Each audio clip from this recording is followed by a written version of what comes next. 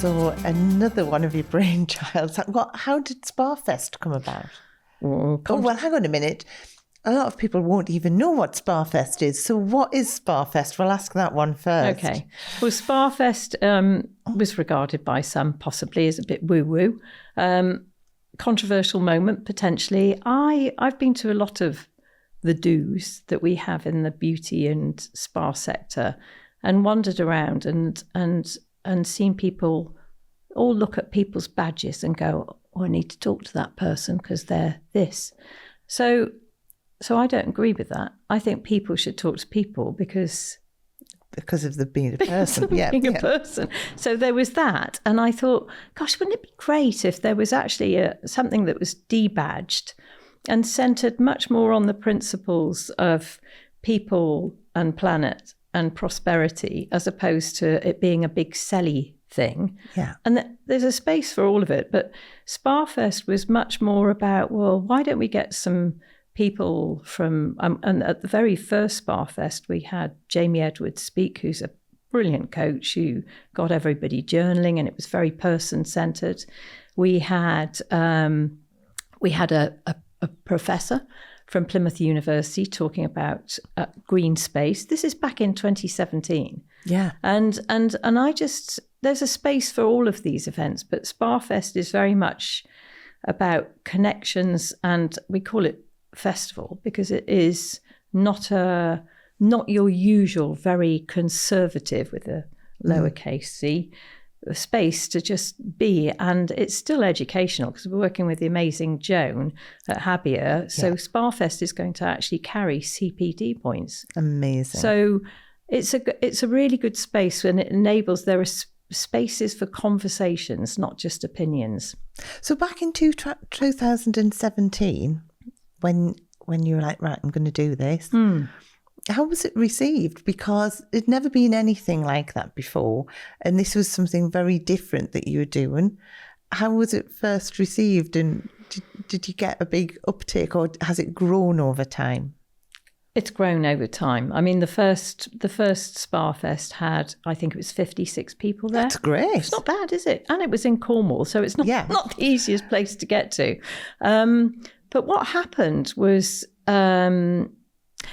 people came and you could see the shift. So, and I've had people say that changed my life. And actually, you don't have to wear a suit or high heels or whatever. You're still the same person. So you don't need a gentleman doesn't need a suit and a tie and all that. They still got the same brain, and they've still got the same outlook and intelligence, and the same with women. So Sparfest gives permission for you to attend as an individual, intelligent being who doesn't have to wear a suit to prove who they are. Yeah, because in some ways it's a little bit like putting armour on, isn't it? Yeah.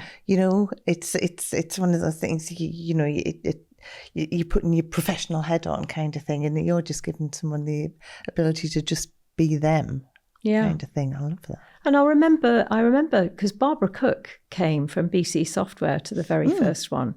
And after it, she said, I've had conversations with people I've known for years that I have never had with them before.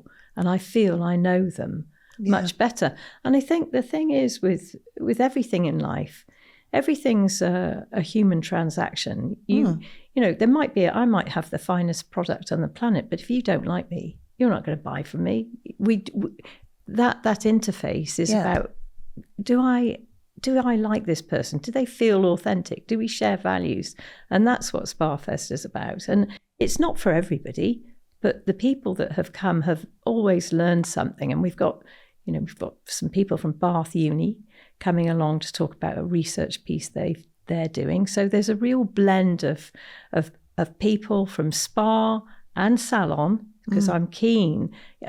I guess the one thing it's interesting is Sparfest is possibly people who own salons have gone, oh, it's about spa. It's not about a spa, because we've got people talking from hospices, we've got people from the salon sector, independent therapists, and then we've got academics. And all of those are curated to just be a thought piece. So what is the criteria for someone, if someone's like thinking, oh, I think I'd like to go to that? What is the criteria? We have a really broad cross-section, usually. We've had even people who are outside our sector come in, and some people who just are interested in their well-being. So there are no rules. There are no, this is for managers, directors, leaders. That's generally thinkers. Yes. And innovators will turn up. They'll show up. So often you will get quite a good cross-section of fairly significant leaders in the industry, whether that's salon, spa, or hospice. Yes. But there are no rules with SpaFest. It's just show up. Show up and see what you think, and actually take some time out to look after you. So we've got Jessica Sloyan from Slow Yin. So we're opening up with sound, so we can all just calm down. And you know, if Louise was here, she'd be going, that's going to actually get this thing open and receptive for learning. So yeah. And so it's over 3 days? Well, this is the thing.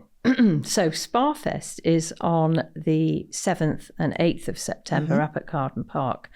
And the other part of why did I set up SpaFest is, you know, I've said this before, what do I want on my headstone? Mint or minted? I'd like mint. Because, you know, I'm not going to be taking the money with me, so I'm not. So what happens with all the money from the 2 days of SpaFest goes into the Great British Tea and Therapy, which is held on the 9th. And that's a day we have about 70 women come for a 1-day retreat. All of those women are living with cancer. Wow. And that's at Carden too. And that's at Carden too. So anybody who's interested is welcome to stay on, act as a volunteer, give little treatments to people who need it, listen in to some incredible speakers. But that's what happens. So 2 days of SpaFest equals 1 day of the Great British Tea and Therapy, which is funded by the money that the Made for Life Foundation makes from that event.